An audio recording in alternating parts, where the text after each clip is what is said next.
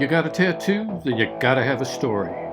We've got Cepha Beaches and Jocey coming up. Kahuna here.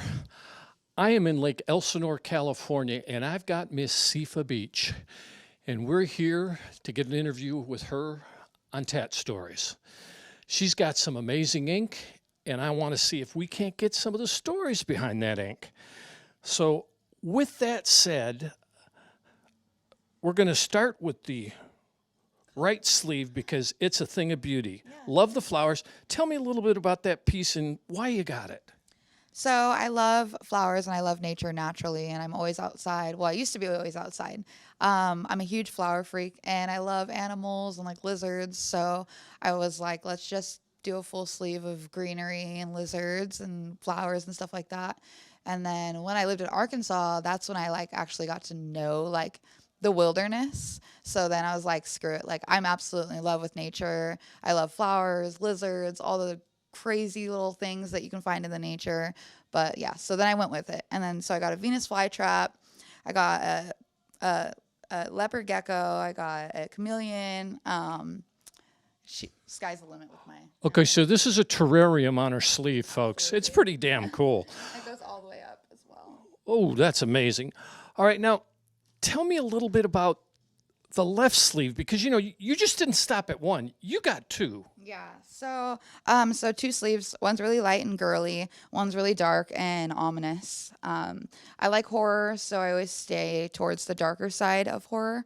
But this piece right here originally it was like a focal point because growing up I was always told like this religion or this religion, and I really don't care what anybody believes. It's just what I feel.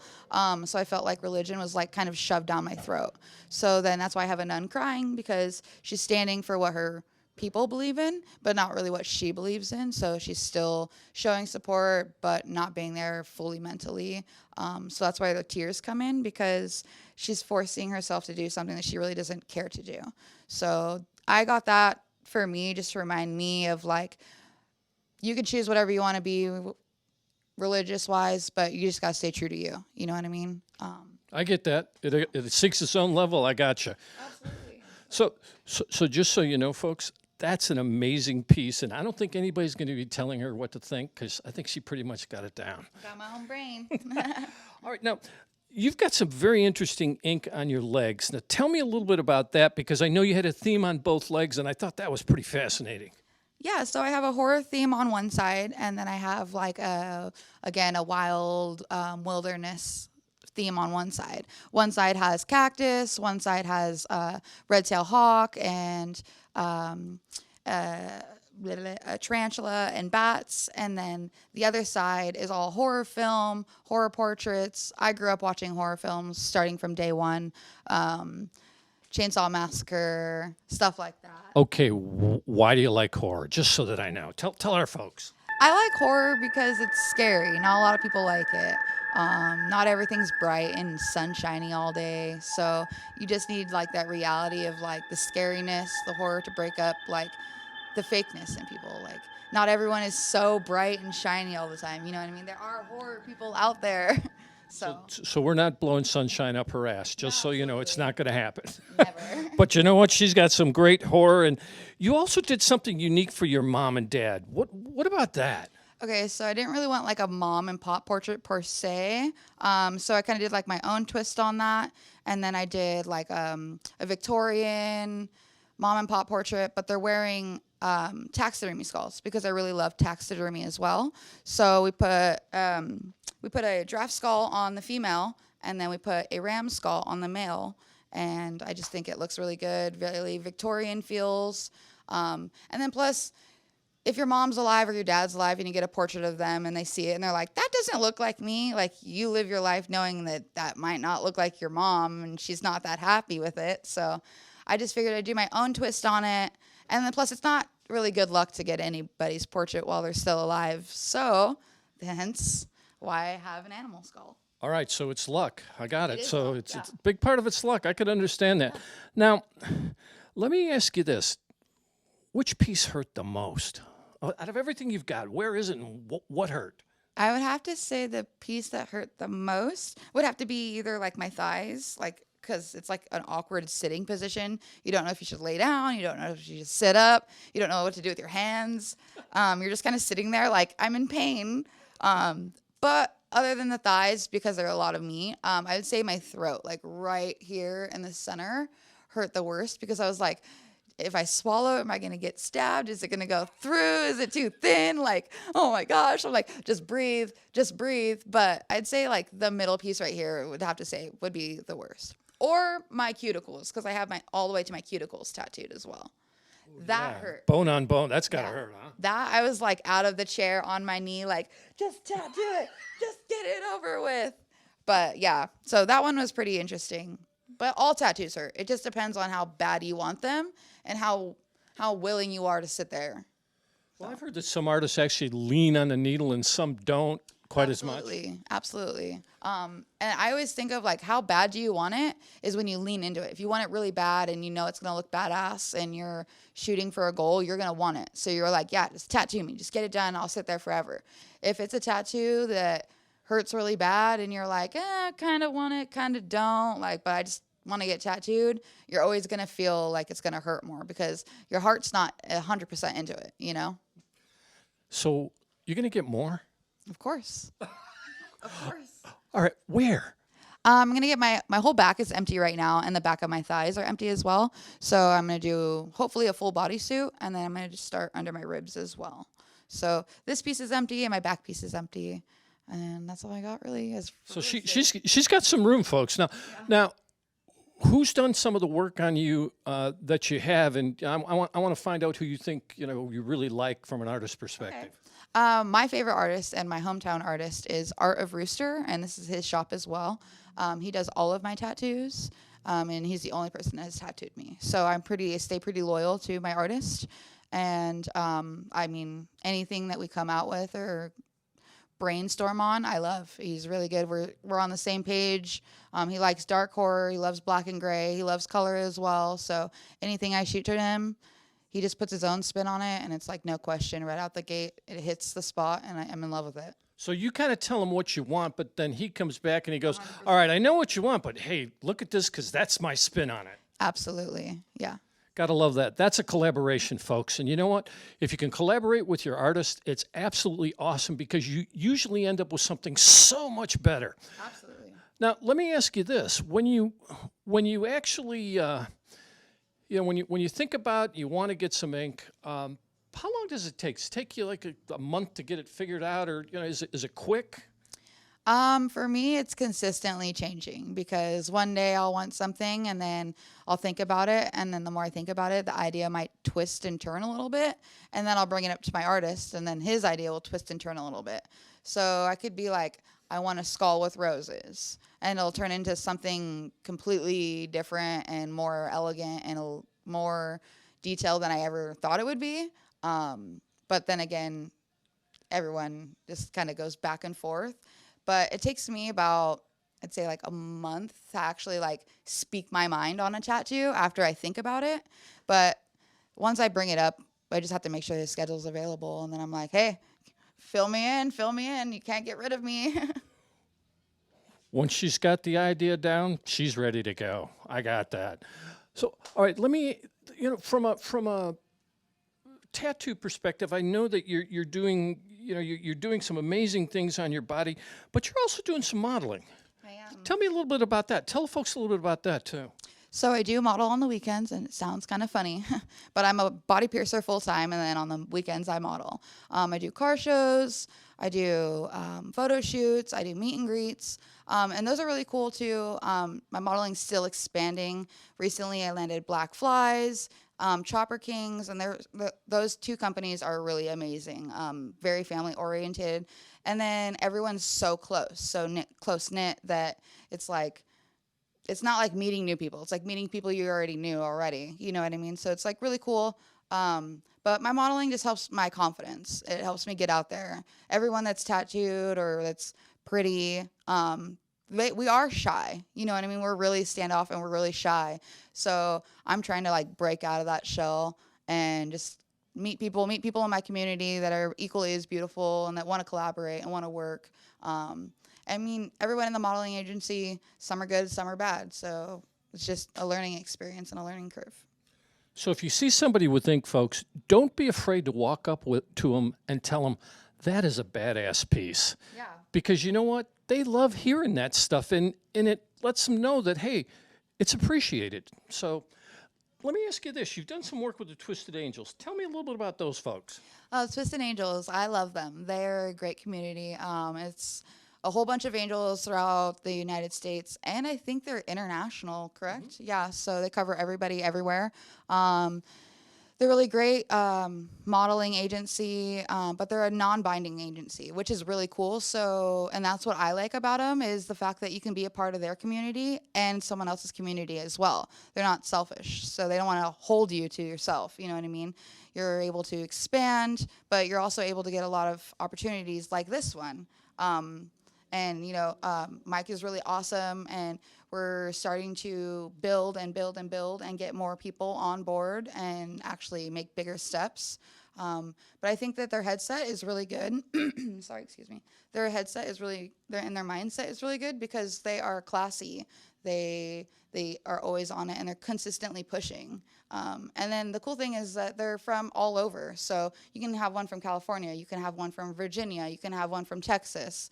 They're everywhere. And then on top of that, you'll be at, like, I've been to a convention working, and I've run into a Twisted Angel. And I'm like, hey, like, I know you. And she's like, I know you. And it's cool because once you don't know someone, but then you know someone through a community, it's just like family already. Like, you already know them. So it's super easy. It breaks that shield down, breaks that barrier down.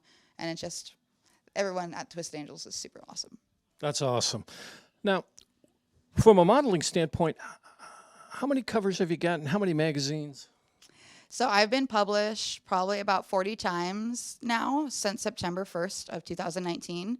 And then covers, I've gotten only 4 covers, but covers are super hard. But you just keep trying. I keep trying for covers, and if I land in a magazine, then I'm super grateful and honored. But I've ranged from international to national, so I love getting magazines. It's awesome. I try to get one a month, and if I can, then I try to get 2 a month. I like it. She's got a quota, folks. I do. We want to try to help her get that 1 a month, and for all you magazines out there, 1 a month for her if you don't mind. Yeah. This is Kahuna. I'm with Cepha. We are at Rooster Tattoo in Lake Elsinore, California, and I want to thank you folks for checking this out. I want you to make sure that you like this video. I want to make sure that you hit that notification button and you subscribe. That's all we got today, folks. This is Kahuna, and we are out.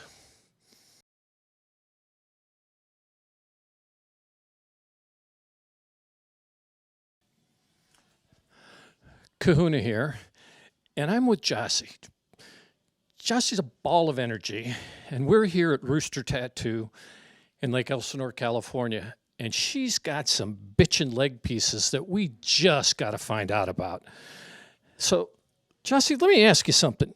You're sporting some really cool ink on your legs. Tell me a little bit about it and what it means. So I've got 2 leg sleeves going on. I'm obviously not completely done. I started off with my big old B here on my thigh because it's Jocey KB. Touch me. So big old B. It's old Victorian style. I really like Cepha had said earlier, the old Victorian. It's really dark and creepy, but sexy and dainty at the same time. So that's why I got this B. I do have on the back side here my heart on my sleeve with a dagger in it. I'm always getting stabbed in the heart, you know. I'm a hopeless romantic. I also have hopeless romantic on the back of my legs. So it's kind of like a dark love, but everything has a story to it, you know. I have this big, huge flame here. This is probably my most recent shot that tattoo that I got. I got this from my best friend that growing up. We actually almost burned our house down in San Bernardino. So I wanted something that represented that meant that to me, but it's not so blatantly obvious. I want you to ask. I want people to see my ink and be like, what's the story? You know, there's got to be something to it. So I have this big, huge flame there. And then above it, I do also have a 2-headed dog. So I have 2 emotional support Yorkies that I got. Once my brother passed away, they became registered emotional support dogs for me. So they're my loves. They're right here, two-headed, because they are sisters, so it's 2 for 1. That's in my legs, mostly based off of a story. Slowly but surely, I always get a tattoo. If there's some traumatic event that happens, I'm like, got to put that on my body. I have some tattoos on my sides. One of them's a black widow coming down because got really drunk and then got stung or bit by a black widow and was hospitalized after. So everything has a story. If you ever see me, make sure to ask. If you like some of my work, I love to be asked about it because there's a story behind it. Some of them may not have a story initially, but I have ones that have gotten tattoos, and then there's a story to follow after. You know, it means something. Like this one here, I got this done here at our shop, and the next day I was stung by a swarm of bees and hospitalized. So it's like something that I have a memory from. It's really blotchy because it was brand new, and the next day the EMTs were like scraping bee stingers out of my shoulder or whatever. So everything's got a story. Okay, so Jocey, I've got to ask you something. You said everything's got a story, and whenever something happens to you, you're going to get it put on your body. Now, let me ask you this. Are you planning on getting any ink right now? Currently, actually, I've been in a relationship that's been a roller coaster, and I think the next tattoo I want is going to be something for the hare and the turtle, because Franklin is a turtle and I am the bunny, so a hare and a turtle is what my next tattoo probably more than likely will be, to represent that roller coaster relationship. You could just put a roller coaster, you know. I could do that, but it's not as, I don't know. I would, if I got a roller coaster, I'd want was that a Ferris wheel? A Ferris wheel? I don't really want a Ferris wheel, so I don't want that. My only question is, if it was a roller coaster, who'd be the ones with their hands up and who'd be the ones scared out of their minds? I am always looking for the camera, so I would be hands up, ah, and the one scared out of their mind is probably going to be the one on the roller coaster with me, because I'm always going on the scariest one. I was actually just recently in Vegas trying to convince my friends to, like, let's go to the stratosphere, let's go to the stratosphere. I want to go to the one off the side of the stratosphere so bad, because I love an adrenaline rush. I really, really do. Okay, we have an adrenaline junkie here, folks, and you know what that means? That means that adrenaline surges when she gets ink. How do you feel when you get ink? I feel frustrated every single time. Corona's always like, you wanted it. And I'm like, oh, I can't stand you right now. I hate you. This hurts. Why am I letting you do this? But one thing I've noticed that really helps me when I'm getting tattooed is eating a lollipop or an ice cream, because my mind's distracted and I'm sitting there just eating the lollipop. And once my lollipop's gone, all I have to do is think about the pain. So I need another lollipop. So I always try to distract my mind by eating candy, listening to music, things like that, because it makes it more bearable, I guess. All right, so for those leg pieces, how many lollipops did it take? I think that this one here, these ones I did together, it was about 3.5 hours, and I had 2 ice creams. And so in between, I was the most frustrating client, probably. Okay, so just so you know, that's a way you can actually count how long art takes. How many ice creams or lollipops have you eaten while you're thinking about or not thinking about the pain? I like it. Totally interview me while doing it, and like, how many licks does it get to the center of a Tootsie Pop, right? While I'm getting tattooed, I'll let you guys know next time. Do my best not to bite into it, but I do end up chewing a lollipop. Well, you think now, do you have a favorite artist?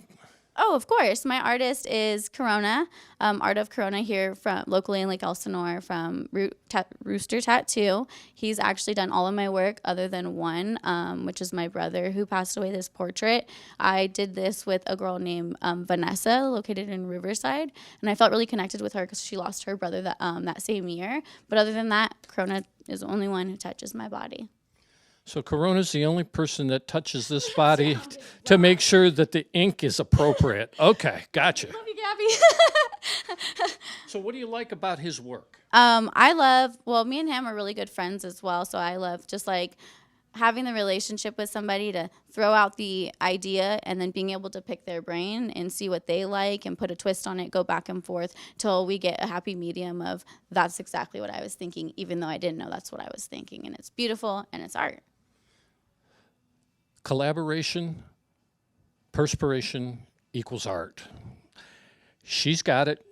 Corona gives it. And oh, by the way, he's actually done a really decent job. These pieces are pretty cool. We'll make sure you see most of them in B-roll. Now, tell me, are you doing any modeling? Oh, of course. As often as I can. And who you working with and what kind of modeling you doing? So I do work with the Chopper Kings, Chopper Queens. My partner is Cepha Beach. We shop Moolah, Black Flies, and also the Twisted Angels. That's awesome. Now, if you wanted to get a piece, let's say, to fill your whole back, what do you think it would be? Oh, I don't know. Growing up, I always thought like first thing I was going to do is tap my whole back.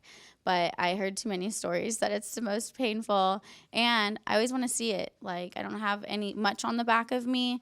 The ones that I do have on the back are usually in the legs where I can see, and I'm just so terrified of not being able to see what's on my back while I'm getting tattooed. You know, like I have this fear of it. Like I'm so annoying. Halfway through tattoos, I'm like, "How's it going? How's it going? Are we done yet?" You know. So I think my back's probably gonna end up being my last. I want to see her get her back done blindfolded. Oh my goodness, no, I need to see. No, you gotta, I don't know, we have to do lots of alcohol before or something. Well, I've talked to people that have had one side of their bodies tattooed, like a left or a right side, and they're always with some interesting reason. Well, yours is, I'm going to get my back done when I can actually see it. So I'm thinking like mirrors up here, mirrors down there. Yeah, exactly. That's funny that you said that. I lived in a house that I rented, and there's mirrors on the ceiling of some old guy's house, and I was like, wow, he's a freak.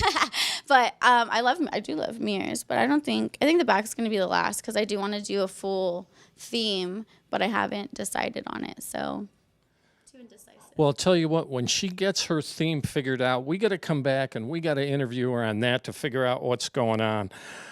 This is Kahuna. I've got Jocey. We are at Rooster Tattoo in Lake Elsinore, California, and I want to thank you folks for watching this. We want to make sure that you click subscribe. We want to make sure that you click off that notification button so you know when we do interviews like Jocey's. And we want to make sure that you give us some comments. Come on, tell us all about this gal. Tell us about what you think should go on her back. Yeah. With that said, this is Kahuna, and we are out. We want to thank Cepha and Jocey for their incredible stories. Until next time, here's some more Tat stories we think you might like.